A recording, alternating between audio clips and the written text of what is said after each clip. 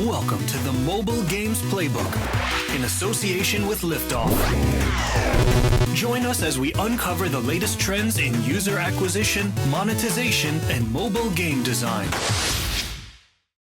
Hello everyone, and welcome back to the Mobile Games Playbook.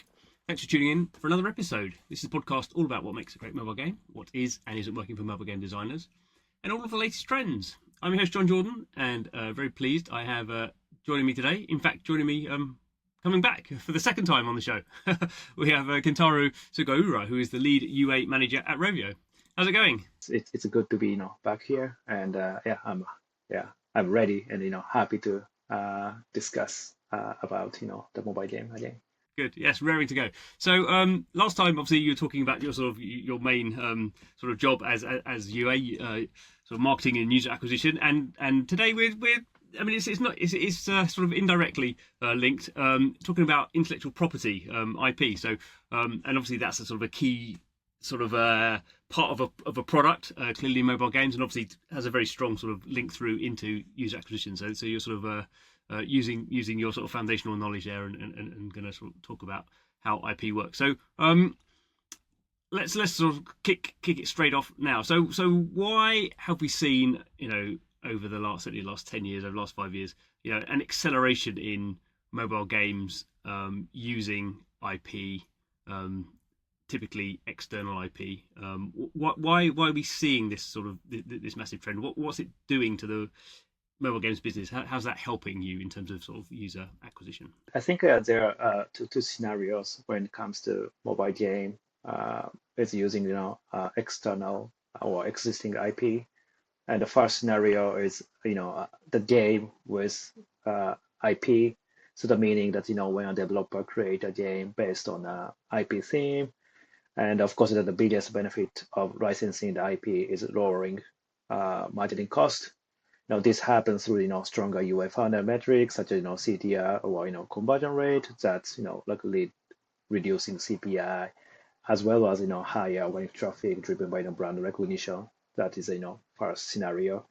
And second scenario, which we often, more often to see nowadays, is like a live ops or game event with IP. So when a developer licenses an IP for a limited period, the main benefit is like boosting revenue through the live ops. So limited time event with IP. And typically the IP content is only available for very limited time or set duration, which uplift game revenue. And we often see that additional organic install or returning user uplift happening because of the live ops event with IPs. And so it's just sort of explaining it there broadly in my head. Those two sort of become the sort of the UA part. I guess that's broadly targeting new players, and then the second part, which is sort of more the sort of live ops events, is more to do with sort of the existing player base. Would that sort of broadly be the case, or how much sort of crossover between those two audiences can you sort of get with using IP? Yeah, I think that the first case is a more like new user oriented, or more like it's a prospect of like new user acquisition. And the second, it's a kind of mix, like sometimes you unlock your untapped audience by having live ops or a game event with IPs, but also like you expect a lot of returning user. It's because you do something new, something like special. So, and that's one of the benefit of having IP in your game with in a limited time. I guess there is a bit of a crossover in the sense that you could have sort of a live event, and then you can obviously use the IP you're sort of licensing for that event.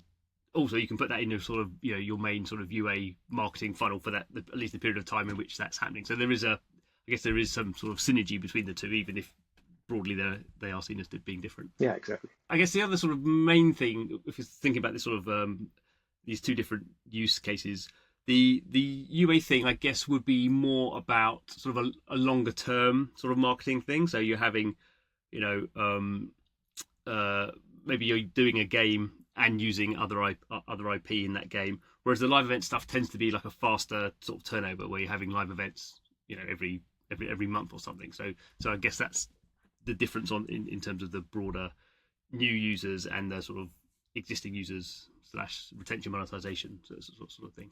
Yeah. So when it comes to IP, it's kind of funny. I was thinking, probably when games started out, even some successful games weren't really seen as IP, and now sort of everything is IP. So it's sort of interesting how that's just sort of, I guess, how sort of media works these days, and there's so many different channels to put IP in, that everything just becomes IP. So the question is not really, is there good IP or bad IP? I guess the question really that we're thinking about, if we have a sort of product, is the IP we're licensing, how can we sort of get the most sort of return on investment on that? How is that IP best suited to our audience? So how do you think game developers or people sort of running mobile games should be thinking about, finding good IP that works for their product and their audience? What's the sort of process you go through? Do you go through looking at demographics? Do you go, is it just sort of obvious that if you're doing this sort of game, this sort of IP is going to work? What's the sort of process that you would go through for that?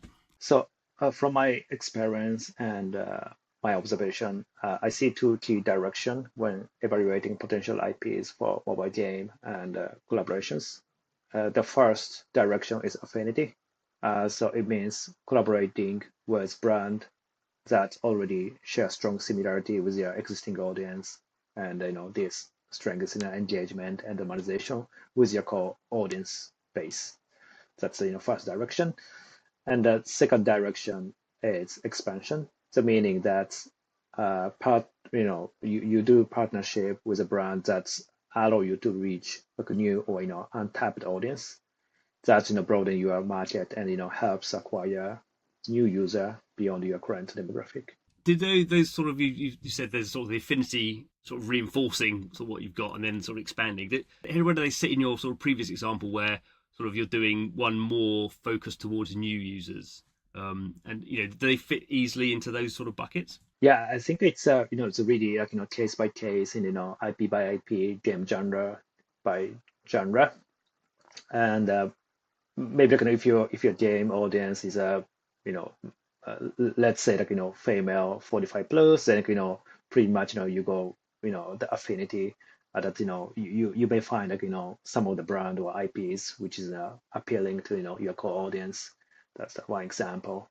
And when it comes to expansion, so if your game audience is female 45, then expansion meaning you will do the partnership IP which is appealing to the different demographic, right? So that's kind of a two separate direction, and sometimes it can be like a mix with these two directions. Sometimes really with affinity, a little bit expansion. So it's really depending on the IP and your core audience. I'm imagining the expansion part is sort of the harder one to do, because the affinity one is sort of everyone knows is the people who like this are going to like that. I mean, it's sort of I'm sure there's some edge cases there, but basically that seems like people can work that out. Whereas the expansion, because it's just a wider sort of opportunity there. How you sort of, because you want it to be expansive, so you don't you've made the decision you want an expansive sort of IP collaboration. You don't want the sort of appealing to the sort of you don't want an IP that sort of appeals to your existing community. You do want to sort of reach out, but obviously you don't want to go massively reaching out to something that's sort of too far and has no affinity at all. So you still need some affinity. What's the sort of process you sort of work through on that? Because it seems that could really be where you sort of optimize some things there by sort of finding an IP that really expands your audience that maybe other people haven't used if they're in that sort of same game genre, or is there anything you sort of explain about that process? Yeah, so I think affinity often happen with entertainment content such as like a movie or anime or comics. While expansion, it can be happen with entertainment contents, but it also can be happening with existing famous movie stars or football players. It's a little bit outside of the entertainment content. So and it can be also some event, offline event, or some organization. We've talked about IP sort of quite broadly, but now the range of IP is so enormous. Like you've been saying, there's obviously sort of individuals, like sports stars are now sort of at the same level as sort of film stars, and there's loads more sort of film stars and TV stars because there's loads more different sort of channels there. So you have all these different sort of celebrities now who are just sort of famous for being famous, and that's before you say you move through the movie IP, the all the anime stuff. Obviously enormous numbers there being more produced all the time. What's the sort of how as someone who's sort of looking at what IP to license, do you just not get sort of overwhelmed by just the massive range of what's out there? Because it's not just it used to be a movie's coming out, so we'll get the license for that movie and we'll work on that content for the next 6 months, and when the movie comes out, I think we'll that's just, people still do that, but that's, I imagine, most of the licensing that's happening is not around big blockbuster movies anymore. Of course, if you can align with TV, with IP, and you can capture the momentum, that is the best option. However, usually it's a little bit challenging to do that. It's because you need usually the negotiation of partnership with existing IP. It's quite long. So sometimes it happens that you might miss the momentum. So that's of course that's the optimal scenario that you can align with key bit of the IP. All these things, I guess, are sort of how long's a piece of string, but the sort of level you're working at, how long do those negotiations take? I mean, you imagine things have speeded up a lot just because of the way sort of intellectual property systems work now. But in terms of sort of thinking about something and then getting something agreed and then getting it into a game, is that presumably still a process of months rather than weeks? Yeah, I think a month. Yeah. So, I can share more of my experience from US side because we need to prepare with. We need to prepare creative with IP, and we need to get approval from IP holder. So we usually spend 3 to 6 months in advance to prepare the campaign from US side. What do you think about the sort of idea of how much new stuff can you get into your mobile game in a year? At what point does it just something at the start sort of becomes exciting? There's this new event coming on and sort of these new characters or whatever IP you're licensing sort of coming into the game, and at what point does it sort of become sort of another one? Yeah, it's more like you don't feel this is something special. This is what you mean. Yeah, I think it depends on like how you implement IP in a game, and also like how you structure the event with IPs. So it really depends on that. But I know from my observation, I see for one or two Japanese game developer, they are constantly doing the IP collaboration, like a live ops event, and I see each time they announce the IP collaboration event, there's some spike in terms of install uplift and like revenue uplift. And I guess it depends a little bit on the genre, because there's sort of some genres who rely on having real world brands sort of constantly in their game. So in a sense, they are games that are sort of fundamentally built on always having IP in their games, it's all external IP. Where there's other games, maybe on the RPG side, where it's sort of harder to get real world sort of brands in there. So there's a sort of different sort of cadence that sort of maybe depends on what type of game you're sort of doing anyway. That there's more or less that the sort of the audience expects to have anyway. And I think also as I mentioned, it depends on how you collaborate with IP. Is that just character, or you prepare some special live event or stage where people feel like this is an IP theme event.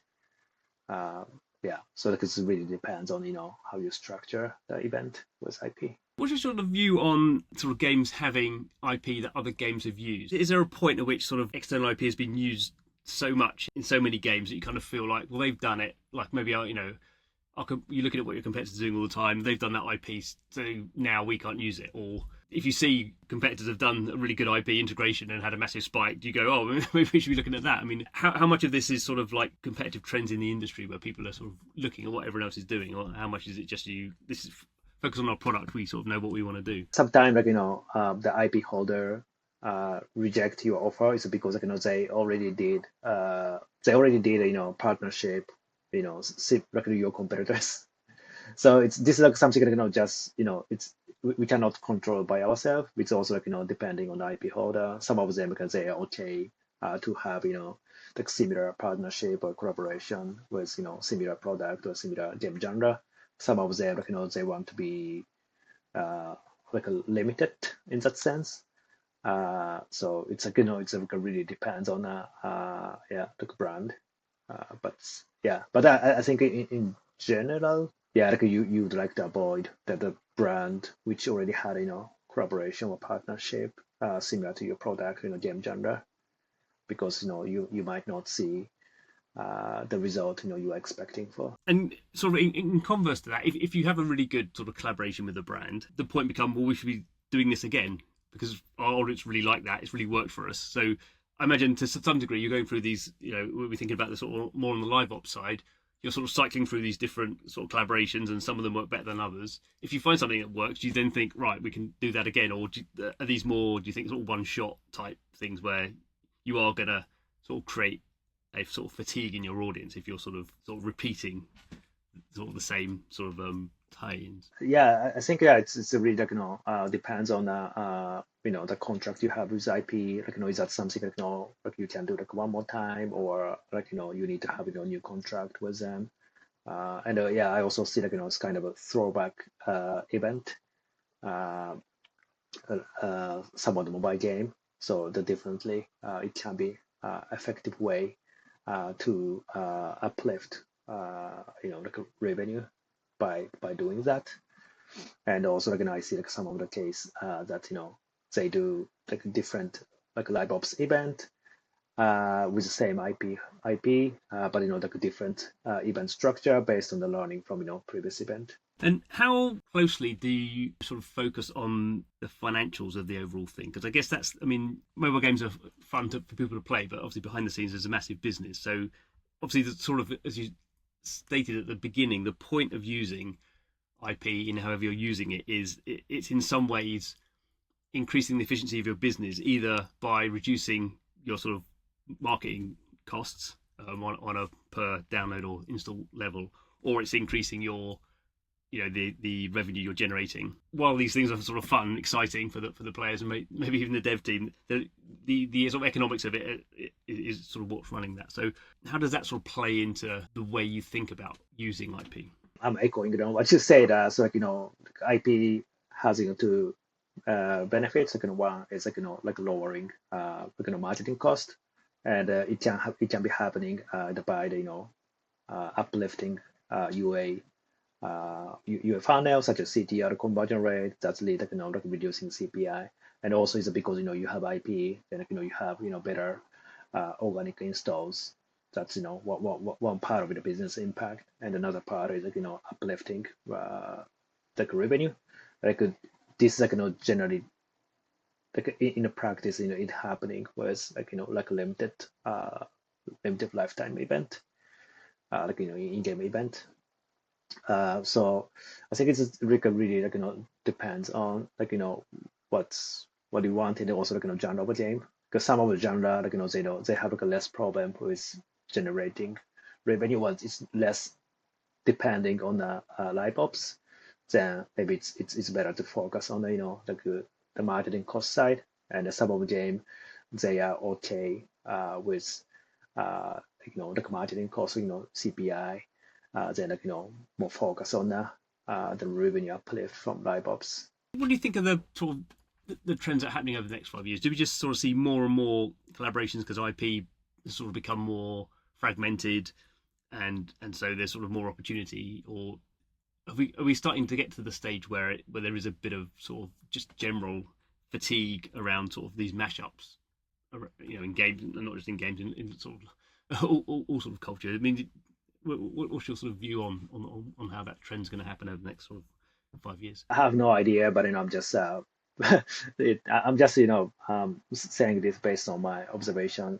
So the IP collaboration is a very popular live ops strategy among Asian game developers, and I see like many of Japanese mobile game companies have a kind of regular, frequent like live ops event with anime or manga IPs. It is very popular in Japan, and also like in Japan, IP based game is really popular.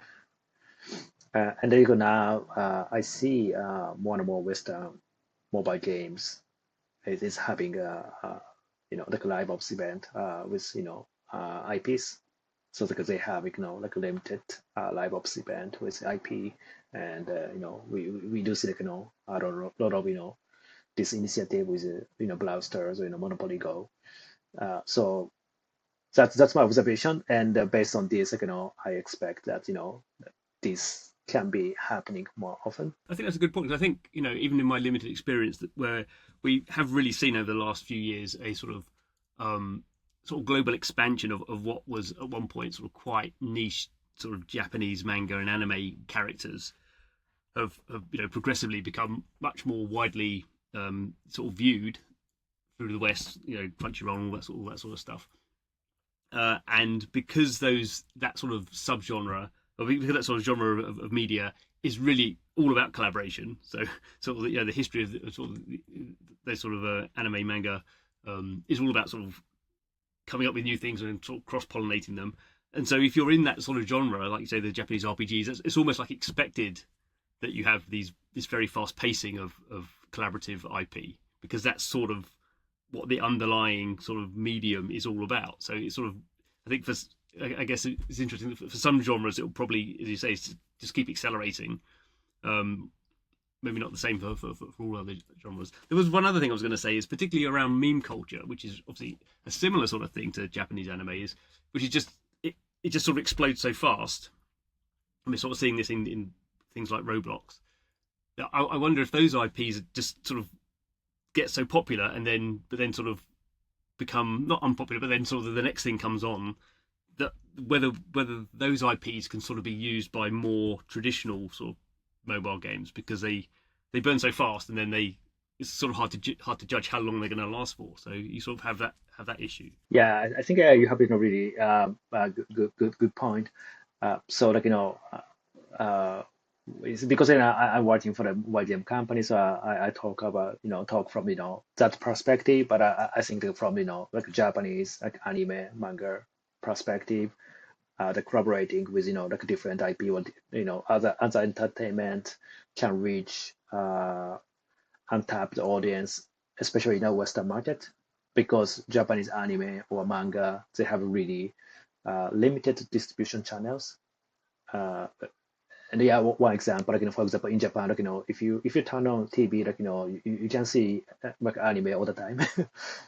While like in the Western markets, probably you need to go to special channel or special because you need to pay for like cable TV, or maybe like you need to subscribe some of the streaming site. So the channel Japanese anime or manga can distribute their contents is very limited in the Western market, and we are collaborating with different games. It can be a good distribution channel to reach to their potential audience. The history of gaming has been the trends that happen in the Japanese market tend to be the ones that sort of flow globally. So I guess from that point of view, we would think that the trends are going to end up more like the Japanese market than less like the Japanese market, because that's just historically how the games market has sort of developed over time. Yeah, it might be like but still like it's a very difficult predict what's going to happen in the future. But yeah, so far like we kind of see like this like trend is either moving from Asia market to the Western market. To sort of flip it the other way, do you think there is any space for people to sort of still run sort of successful mobile games where they are trying to almost like keep a purity of their vision and not want any external IP? I mean, can that work from a user acquisition point of view, where you just decide my IP is what I want to focus on, I don't want to dilute that with anything else, I really want to build my IP, at least in the early stages, and so you sort of go the exact opposite of maybe what the trend is, and just go sort of my game is my IP, and that's sort of what I want to focus on. does that make any sense at all these days? I think so, yeah, because some of the game genre doesn't require well, IP. Maybe not doesn't require is good, not good wording, but it's more like the effect of usage of IP is very minimum. So like some of the game genre is more about like your experience in your game. So it's not about IP. You can see like this for example classic what evergreen games like Sortia, Sudoku, chess, like most like collaborating with IP, the effect is quite minimum compared to other casual title like like Match 3, other casual casual genre. And I guess because we can't have any podcast going out without mentioning AI. But I guess the interesting thing, if we are sort of thinking about sort of building your own IP from the ground up, is something like AI, Gen AI, and user generated content. That in some ways is allowing your sort of community to sort of create their own IP from from the IP that you're creating. So in a sense, maybe the other sort of converse trend to sort of more IP licensing and media going everywhere is some people just sort of creating their own sort of striking sort of brands and then allowing their community to sort of do that in a way that they couldn't have done sort of previously, because most of them wouldn't have had the sort of the skill, the art skills or the production skills to do that. So you do have this sort of flowering of IP, even if it's mashup of sort of external IP or people really expanding their own sort of universe of IP. So in a sense, everything becomes sort of a Marvel universe, which is sort of the end result. We get IP everywhere. So maybe that's the counter argument. Yeah, like maybe like this can be a new trend, and maybe like we touch up next time. Maybe like 1 or 2 years, talk about that. Maybe we have completely different opinion on the IP, and then yeah. Excellent. Okay, well we've painted some broad strokes across the what's going on. I think in the use of IP. I guess as with every sort of tool in the sort of in the sort of the business toolbox, people should definitely be, if you're doing mobile games, you should be thinking about it, even if you're not doing it, I suppose. I mean, that would sort of be the sort of conclusion of this, that there's lots of big brands, there's lots of little brands. Maybe some companies are not big enough to sort of interact with the bigger brands, but you should be sort of thinking about at least how this could interact with your audience, because clearly for companies like Rovio and for pretty much every mobile games company, you are using IP to improve your business and make your sort of players happier. So everyone should be thinking about it. I guess it's just a question of exactly sort of how you want to deploy it. Yeah, Would you yeah, agree? yeah. I agree. Any sort of final advice for people who when they're thinking about IP? What's the sort of things that have sort of chimed with you that are sort of best working practices? It's always good to have hypotheses like also like if you go like a more affinity type of IP, then like do some like a user research and try to understand like what is like similar brand or familiar brand to your core audiences, and maybe same expansion like okay what is the audience you'd like to bring, and that's the most important. You have a hypothesis and you make a a business case based on that, so you have clear business goal. Good. Well, thank you very much, Kentaro, for your advice and your expertise. Yeah, thank you for having me. I hope like this helped to understand like IP and mobile games. And thanks to you for watching, listening, however you are consuming the podcast. Don't forget to subscribe so you don't miss any episodes, and come back next time to see what we are talking about in the world of mobile games. We'll see you next time. Bye bye.